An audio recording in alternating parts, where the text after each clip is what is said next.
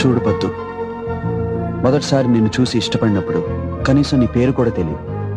ఇప్పటికి కూడా నీ గురించి పూర్తిగా తెలియదు. నీ టేస్ట్లేంటి, నీ హాబీలేంటి, నీ వాళ్ళతో నీకున్న రిలేషన్షిప్ ఏంటి, ఇవన్నీ నాకు తెలీదు.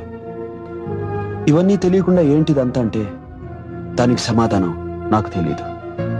కానీ ఒక్కటి మాత్రం తెలుసు, నువ్వు లేందే బతకలేనని మాత్రం తెలుసు. ఎందుకు అని అడిగితే దానికి సమాధానం తెలియదనే చెప్తాను. ప్రేమ అనేది ఆలోచించుకుని లెక్కలేసుకుని చేసేది కాదు. దీనికి లాజిక్స్ ఉండమని ఎవరు అన్నారు కదా, అదే నాకు జరిగిందేమో. What I want to say is, believe me, మనం పెళ్లి చేసుకుంటున్నాం, దట్ ఈస్ కన్ఫర్మ్డ్. అది అందరి ఇష్టంతోనా ఇష్టం లేకుండా అనేది వాళ్ళ చేతుల్లో ఉంది. Okay, good.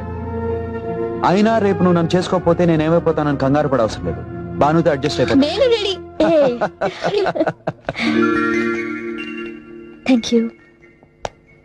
ఇప్పుడు కాదు, ఊరెళ్ళిన తర్వాత నేను బాగా గుర్తుకొచ్చినప్పుడు ఓపెన్ చేయి. ఏంటి గిఫ్ట్? గిఫ్టా? నాకు తెలియదా? అంటే మీ ఇద్దరికి గిఫ్ట్లు కొన్నాను.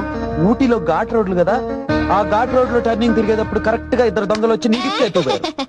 ఏం కథలో చెప్పారు సార్, నాకు ముందే తెలుసు నువ్వు యూస్ అండ్ త్రో టైప్ అని. బాను